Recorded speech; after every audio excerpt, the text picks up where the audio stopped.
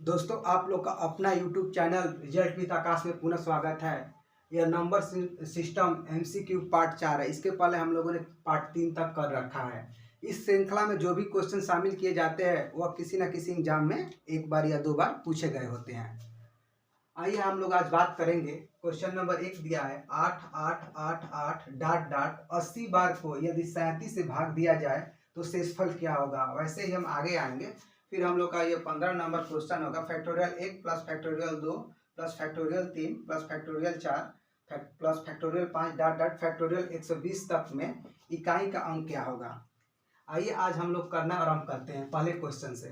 पहला क्वेश्चन दिया है कि 888 डॉट डॉट 80 बार को 37 से भाग दिया जाए तो शेषफल क्या होगा। यदि आपने मेरा विभाज्यता संबंधी वीडियो देखा है तो उसमें मैंने बताया कि कोई भी अंक, जैसे मान लीजिए कोई अंक एक 6 है, अगर ये 6 बार आ जाता है तो ये 37 से कट जाएगा। ऐसे मान लीजिए कोई अंक एक 2 है, अगर 6 बार आ जाता है तो ये 37 से कट जाएगा। वैसे ही कोई अंक 5 है, अगर 6 बार आ जाता है तो 37 से कट जाएगा। इसका मतलब क्या है? इसका मतलब ये है कि अगर 8 को 80 बार लिखा जाए तो हम ये चेक करेंगे कि लास्ट में कितने 8 बचेंगे जो कि 6 के मतलब कि पेयर से बाहर चले जाएंगे। जैसे देखिए ये 4 ये 2 6 ये मतलब कि 6 संख्या का 8 का एक पेयर हो गया। वैसे देखिए ऐसे अगर हम करें ये 2 पेयर हो गया, तो ऐसे ही कितने ऐसे अंक बचेंगे जो कि पेयर से बाहर रहेंगे।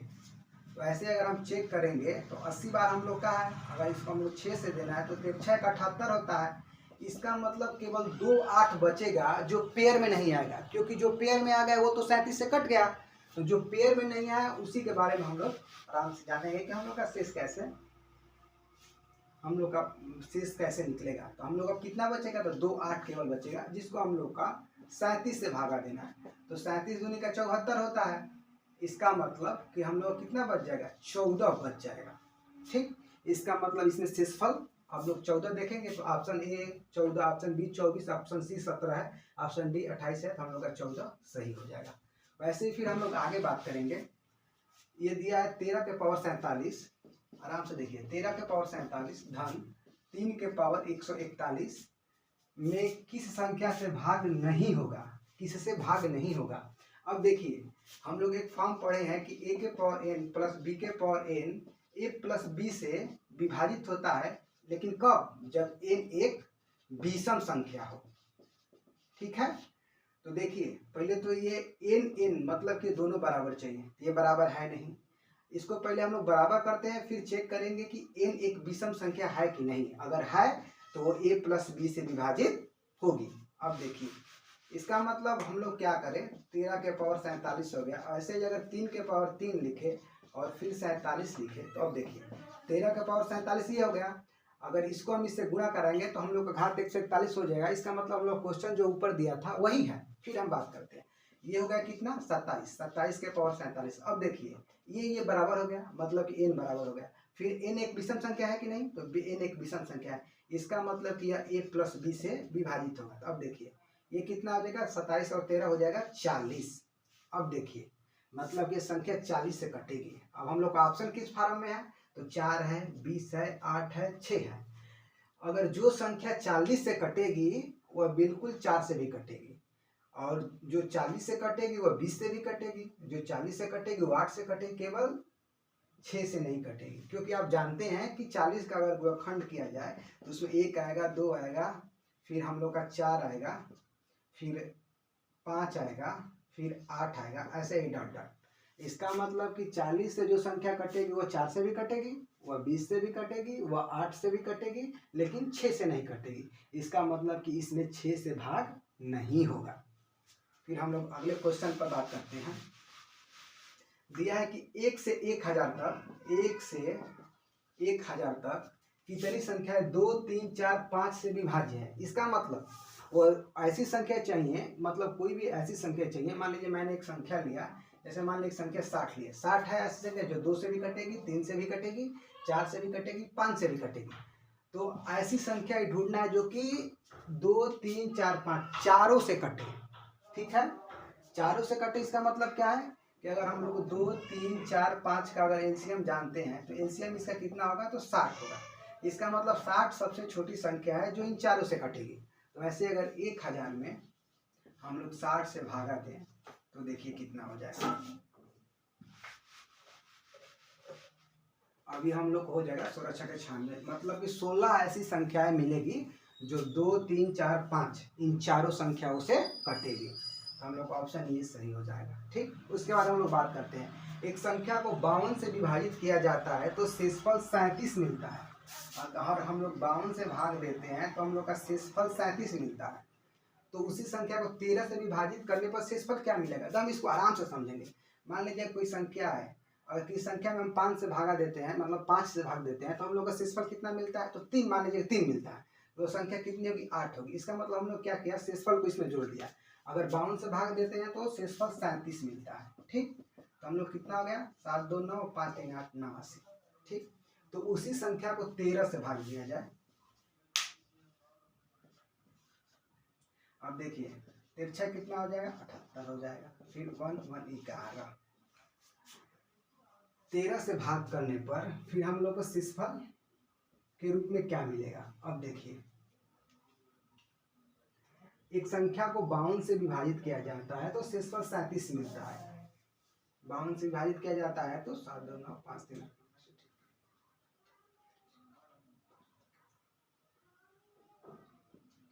तो फिर पूछ रहा है उस संख्या को यदि 13 से विभाजित किया जाए तो शेषफल क्या होगा। ऑप्शन नंबर 1 पर 2 दिया है, ऑप्शन नंबर बी 7 दिया है, ऑप्शन नंबर सी 1 दिया है, ऑप्शन नंबर डी दिया है, इनमें से कोई नहीं। तो हम लोग ऑप्शन नंबर डी सही हो जाएगा। फिर हम लोग आगे बात करेंगे। देखिए आगे क्वेश्चन दिया है, लगातार 4 विषम संख्याओं का योग 208 है तो सबसे बड़ी विषम संख्या बताना है।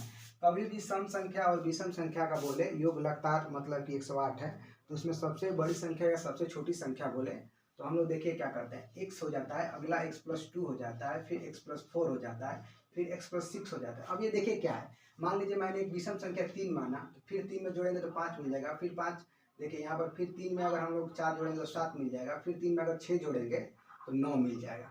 वैसे ही देखिए अगर हमने इसको सम माना, मान लीजिए मैं इसको सम मानता हूँ, तो देखिए यहाँ पर 2 हो जाएगा, फिर 2 में 2 जोड़ेंगे तो 4 हो जाएगा, फिर यहाँ 2 में 4 जोड़ेंगे तो 6 हो जाएगा, फिर यहाँ 2 में 6 जोड़ेंगे ये 8 हो जाएगा।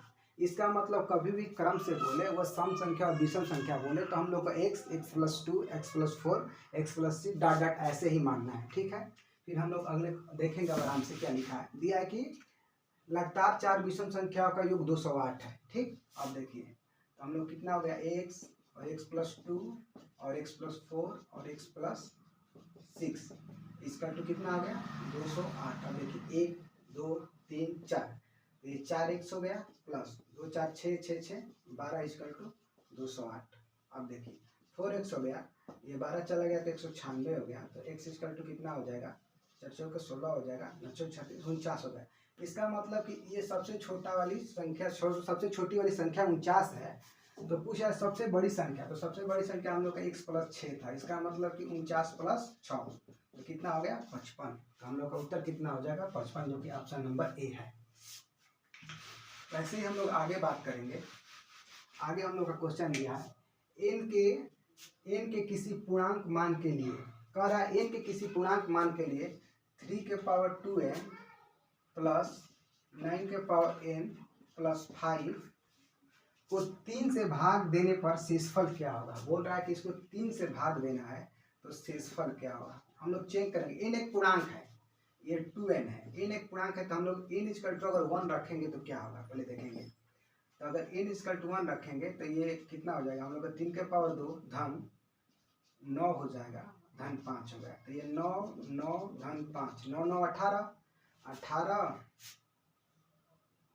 और 2 20, 3 23 हो जाएगा। ठीक, अब देखिए अगर इसको हम 3 से भाग देते हैं तो हम लोग के यहाँ पर शेष 2 बचेगा। ठीक है, वैसे ही मान लीजिए जब मैं n 1 रखा तो शेष 2 बचा, ऐसे ही n मैं 2 रखता हूँ तो कितना हो जाएगा, तो 3 और 2n है तो 3⁻4 हो जाएगा, प्लस 9⁻2 हो जाएगा, प्लस 5 हो जाएगा, ये 81 हो जाएगा, ये भी 81 हो जाएगा और उसके बाद 5 हो जाएगा। ये देखिए 5 1 6 6 1 7 और 8 8 16 167। अगर इसको हम लोग देते हैं 3 से भागा तो 3 5 15 हो जाएगा, फिर एक साथ और 3 5 15। यहाँ इसका मतलब कि 2, इसका मतलब यह है कि 2 स्पेस बचा है। इसका मतलब यह है कि n के मान अगर हम कोई भी मतलब कि पूर्णांक संख्या रखते हैं, जैसे कि 1 2 3 4, अगर फिर उसके बाद इस पर रखने के बाद जो अंक बनेगा उससे 3 से हम लोग भाग देंगे तो हमेशा हम लोग का शेषफल कितना बचेगा? 2 बचेगा। ठीक है, फिर हम लोग आगे बात करते हैं अगले क्वेश्चन में। भाजक भागफल का 25 गुना है और शेषफल का 5 गुना है, तो यदि भागफल 16 हो तो भाज्य होगा। हम लोग जानते हैं क्या होता है, एक हम लोग फार्मूला जानते हैं, भाज्य इक्वल टू भाजक गुणे भागफल प्लस शेषफल। अब देखिए क्या कह रहा है, भाजक भागफल का 25 गुना और शेषफल का 5 गुना है। यदि भागफल 16, पहले हम लोग को भागफल ये 16 मिला, ठीक। उसके बाद कह रहा है कि देखिए भाजक है भागफल का 25 गुना, तो भागफल का 25 गुना इसका मतलब 25 गुणे 16, ठीक। अब देखिए फिर क्या पूछ रहा है, और शेषफल का 5 गुना अगर हम लोग यह करेंगे तो हम लोग कितना होगा, 16 5 80, 16 दूनी का 32, 8 400, और इस शेषफल का ये 5 गुना है, इसका मतलब 5 से अगर हम लोग भागा देंगे तो 80। अब आराम से हम लोग समझेंगे, देखिए फिर तो ये इसका 5 गुना है, ये हम लोग का 400 है तो इसका 5 गुना है, ये इसका 16 गुना है। तो अब हम लोग आराम से काम अपना निकाल लेंगे। ये 400 हो गया, ये गुणे 16 हो गया, ये धन 80 हो गया, 16 के 6400 हो गया, धन 80 होगा। इसका मतलब कि 6480 हम लोग का भाज्य बराबर कितना होगा, 6480। अब हम लोग देखेंगे कहाँ पर 6480, ऑप्शन ए 64 है जो नहीं होगा, ऑप्शन बी 6480 है, हम लोग का ऑप्शन बी सही हो जाएगा। फिर वैसे ही हम लोग आगे बात करते हैं, दिया है कि जब n को 6 से विभाजित किया जाता है तो शेषफल 4 आता है। तद अनुसार यदि जब 2n को 6 से विभाजित किया जाएगा तो शेषफल क्या बचेगा। कह रहा है कि n को 6 से भागा दिया जाता है, तो मान लीजिए कि n को 6 से भागा दिया जाता है तो शेष के रूप में 4 बनता है। इसका मतलब क्या है, हम सबसे पास की संख्या देखें तो हम लोग 10 देखेंगे। 10 एक ऐसा नंबर होगा जिससे अगर हम 6 से भाग देंगे तो हम लोग कितना बचेगा, 4 शेष बचेगा, ठीक। आराम से हम लोग समझेंगे। उसके बाद तदनुसार जब 2n को 2n इक्वल टू हमने यहाँ पर 10 लिया था, अगर 2n इसको करें तो यहाँ पर कितना हो जाएगा, 20 हो जाएगा। कह रहा है कि इसको फिर 6 से भागा दिया जाए तो हम लोग का शेषफल क्या बचेगा, 36 18, फिर 2 बचेगा।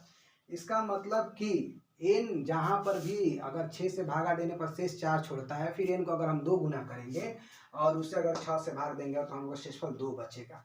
हम लोग अब ऑप्शन देखेंगे, पहला ऑप्शन दिया है 2, दूसरा दिया है 0, और सी दिया है 1 और डी दिया है 4। इसका मतलब कि ये सही हो जाएगा। वैसे ही बात करेंगे हम लोग अगले क्वेश्चन पर, जो कि बहुत एक छोटा क्वेश्चन है। दिया है कि 0.123 ये बार लगा है, किसके बराबर है। क्या लिखा है, किसके बराबर है। इसका मतलब क्या है, बार का मतलब है कि जितने पर बार लगा है उतने 9 लिख दो। 3 पर लगा है 3 हमने लिख दिया। उसके बाद देखो 9 3 12 13, इसका मतलब 3 से कट जाए, 4 3 आई 12, 3 एकम 3 3 का 9, 41/333। अब ऑप्शन हम लोग ढूंढेंगे, 14/333, 41/333। इसका मतलब हम लोग का ऑप्शन बी सही है। ऐसे ही फिर हम लोग आगे बात करेंगे। दिया है क्वेश्चन क्या, दो संख्याओं का योगफल, ये ऐसे दो मत लीजिए, ऐसे भी लिख सकते हैं, वैसे भी कोई दिक्कत नहीं। दो संख्याओं का योगफल तथा गुणनफल का अनुसार 12 तथा 35 है। मान लीजिए कोई संख्या, मान लीजिए x = 12, y = 35, तो क्या कह रहा है, नहीं एक मिनट, जैसे कि बोला है ना कि दो संख्याओं का योगफल x धन y = 35, दो संख्याओं का योगफल 12 है और गुणनफल 35 है, और x × y = 35, ठीक। आराम से हम समझेंगे। दो संख्याओं का योगफल गुणनफल क्रमशः 12 और 35 है, योगफल 12 हो गया, गुणनफल 35 हो गया, ठीक। वो संख्या कितनी है, तो संख्या x y है। तो बोल रहा है क्या, फिर उनके व्युत्क्रम का योगफल बताओ। व्युत्क्रम का योगफल पूछ रहा है, तो अगर हम व्युत्क्रम लिखे तो x का व्युत्क्रम 1/x, y का व्युत्क्रम 1/y = अब देखिए हम लोग इसको हल करते हैं तो क्या होता है, y धन x/x × y, इसका योगफल ये हो गया। तब x y देखिए हम लोग कितना दिया है 12, और ये इंटू कितना दिया है 35, इसका मतलब हो जाएगा 12/35। अब हम फिर लोग ढूंढेंगे, हम लोग कहाँ पर दिया है, तो हम लोग का ऑप्शन ए ही 12/35 मिल गया। उसके बाद फिर हम लोग आगे चलेंगे। आगे एक क्वेश्चन दिया है 49 के पावर 15 - 1 किस संख्या से पूर्णतः विभाजित है। आराम से ध्यान देंगे, 49 के पावर 15 - 1 किस संख्या से विभाजित है। हमने एक फॉर्म पढ़ रखा है कि a के पावर n माइनस बी के पावर n इसकल टू क्या होता है, a माइनस बी से विभाजित होती है। कब? जब n एक विषम संख्या हो। कब? जब n एक विषम संख्या हो। तो अब यहाँ पर चेक करते हैं, ये है। अब इसका अगर 15 हम लिख दें तो हम लोग कैसा बन गया, ये देखिए ये विषम भी हो गया, ठीक, और ये दोनों n बराबर भी हो गए, मतलब a के पावर n भी हो गया, b के पावर n भी हो गया। इसका मतलब कि a माइनस बी से विभाजित होगा, इसका मतलब कि 49 - 1 से विभाजित होगा। इसका मतलब कि 48 से संख्या बिल्कुल कट जाए। अब देखते हैं पहला क्या आंसर दिया है। पहला दिया है 50, 51, फिर 29, फिर हम लोग का ऑप्शन नंबर डी 48 है। वैसे ही हम बात करते हैं अगले क्वेश्चन पर। अगला एक क्वेश्चन दिया है,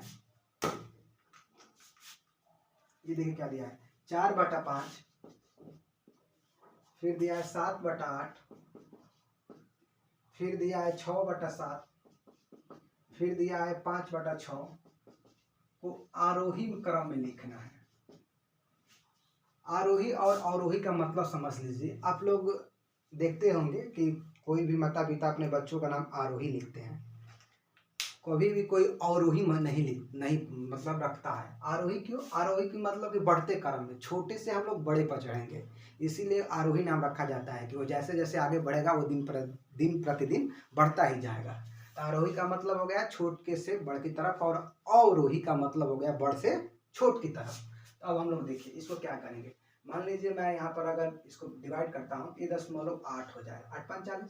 फिर इसको देखिए ये 70 हो गया, तो 8 × 8 = 64 हो जाएगा, फिर 8 × 5 = 40 हो जाएगा, ठीक, 64 हो जाएगा। उसके बाद कितना हो जाएगा, 64, फिर 6 बचेगा, 7 8 7 56 हो जाएगा, ठीक। वैसे फिर इसको हम डिवाइड करते हैं, ये कितना हो जाएगा, 8 7 56 हो जाएगा, फिर 4 बचेगा, तो फिर 7 × 5 = 35 हो जाएगा, 56 4 35, ठीक। उसके बाद देखिए ये करेंगे तो 8 6 × 48 हो जाएगा, फिर 2 बचेगा, ठीक, तो ये 36 18 हो जाएगा। मतलब क्या है, अब इसमें देखिए सबसे छोटा क्या है, सबसे अगर छोटा हम लोग ढूंढे इसमें, तो पहले हम लोग का कितना मिल जाएगा, 4/5।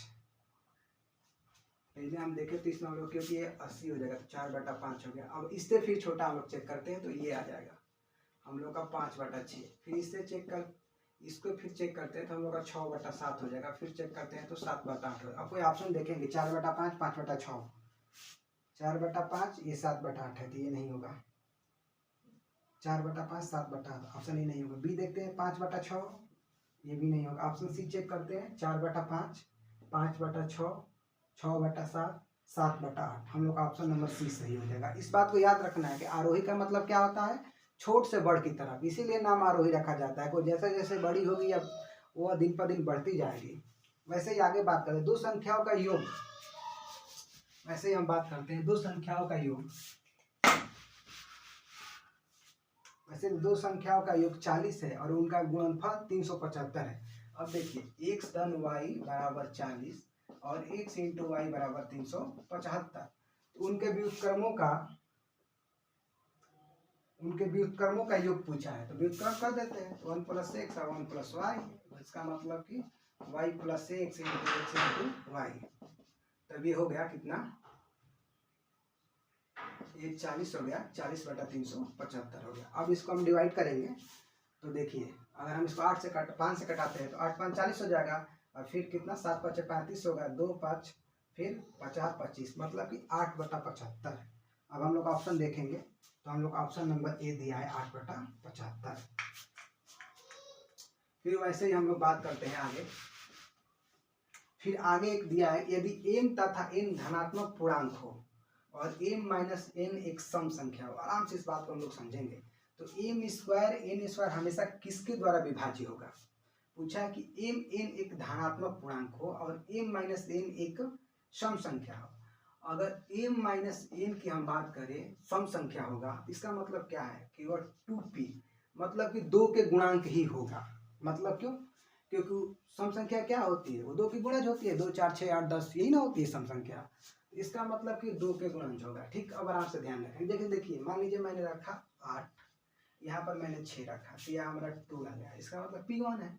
वैसे ही मान लीजिए मैं यहाँ पर क्या रखा, मैं यहाँ पर रखा 12 और फिर मैंने यहाँ पर एक संख्या रख दिया 6, तो फिर हमारा 6 आ गया, इसका मतलब कि 2 का हमेशा गुणज ही आएगा।